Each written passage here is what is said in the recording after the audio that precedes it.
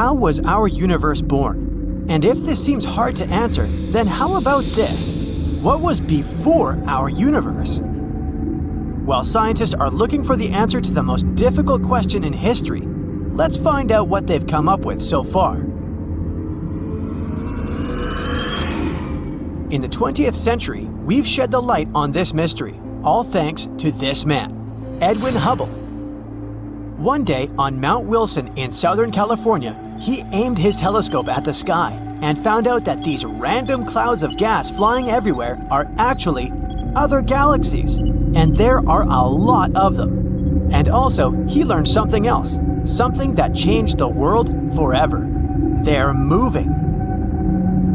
So what, you may ask? Well, it meant one very important thing. The universe is expanding, and if it's expanding, then it probably had a beginning somewhere, right? Now, all we have to do is run time backwards and see where the beginning was.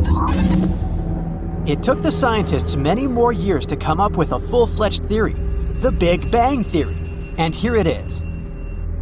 Nothing has ever been anywhere because neither when nor where existed. Do you get it?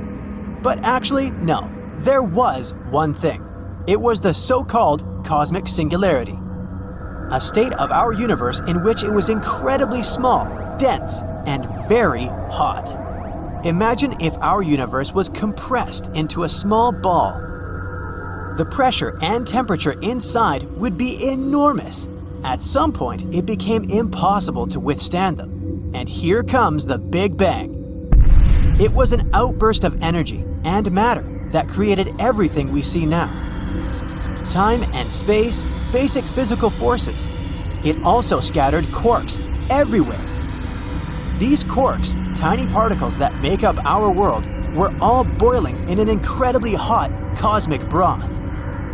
When it cooled down, gravity began to attract them to each other. They gathered into atoms, then molecules, and then into the first objects into the world, stars.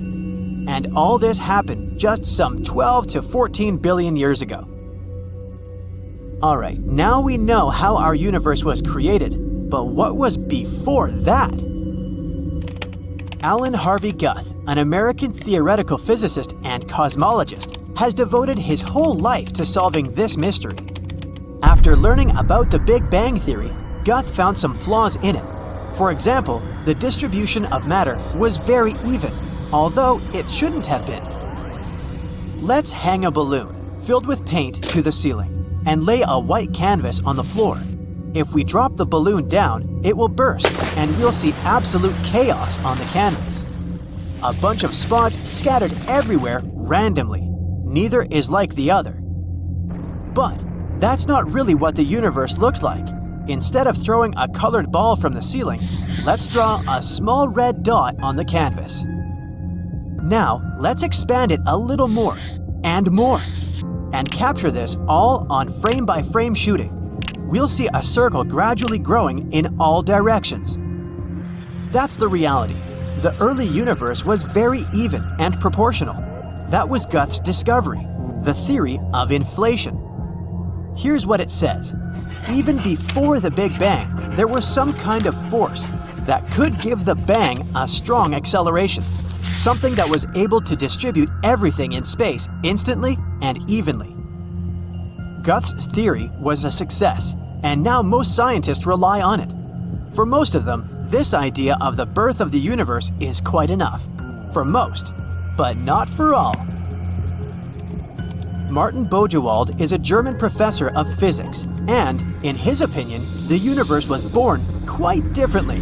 Remember when we talked about cosmic singularity? The state of the universe in which it was small, infinitely dense, and super hot. According to Martin's theory, the singularity couldn't just appear out of nowhere. This is nonsense. But then, where did it come from? Let's look at a pendulum on an old clock. The pendulum rotates back and forth. Its movement is smooth, continuous, and non-stop. This is how we usually see time. It flows and never stops. But quantum time, quantum time doesn't work that way. It's more like the second hand of a clock. It consists of small segments and makes short pauses. And just like with the second hand of a clock, the beginning of one segment of time is always the end of another. See what I'm getting at? Let's go back to balloons again.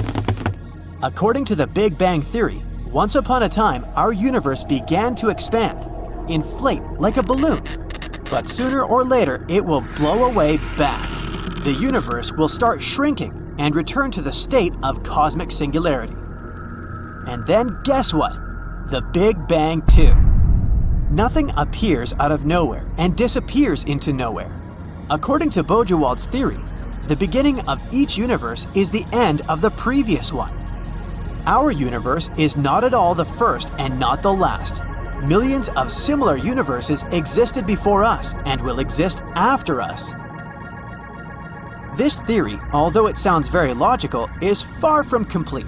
Unfortunately, we don't have enough knowledge to find all the evidence for it, so for now, all this is just a hypothesis. But some people come up with even stranger ideas. Scientists promote such unusual theories that no one could even think of. Neil Turok, a South African physicist, and his colleague, Paul Steinhardt, an American theoretical physicist, look for answers far beyond our universe. They say that yes, our universe isn't the first one. There have been and will be an infinite number of them.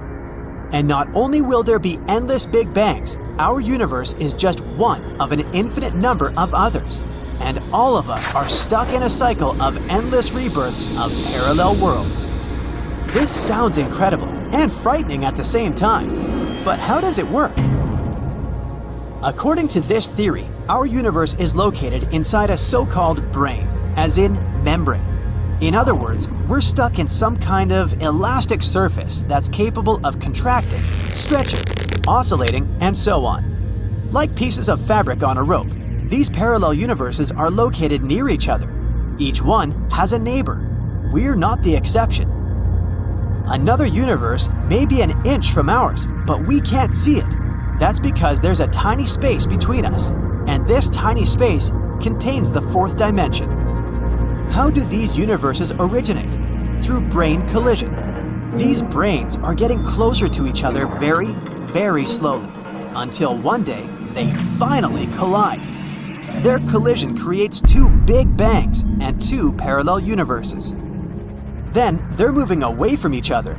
The created worlds continue to live. We're currently at this stage. But when they disappear, the brains collide again. And this will lead to the birth of a new universe. Remember the inflation theory? There was a mysterious energy that pushed and accelerated the Big Bang. Well, if we did collide with another universe, that would explain everything. Of course, everything described here is a great simplification. When you hear that our world is some piece of fabric on a rope, it sounds like complete nonsense. But this idea is based on string theory and M theory, two giants of quantum mechanics.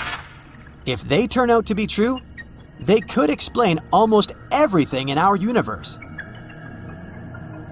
Creating a theory is an incredibly huge process. Turok and Steinhardt made a huge amount of calculations and swept away many non-working theories. Also, to work this out, they have to overcome the limits of the human mind and think in 11 dimensions at once. Unfortunately, this crazy and elegant idea was laughed at. Turok and Steinhardt say that scientists are regular people, just like everyone else. They're also afraid of change and the unknown. And it's really scary to question everything we once believed in. Many years ago, people didn't believe that the Earth was round. Then, they were outraged by the Big Bang Theory. We can't make discoveries without struggle and fear. That's why Turok and Steinhardt don't plan to give up so easily. After all, the evidence that we have now only says that each of the three theories is equally possible. So which answer is correct? We may never know, at least not at this stage of human development. Unfortunately, as long as we have no evidence, we can only theorize. But maybe one day we'll find something that will open our eyes once and for all. Maybe one day we'll solve the mystery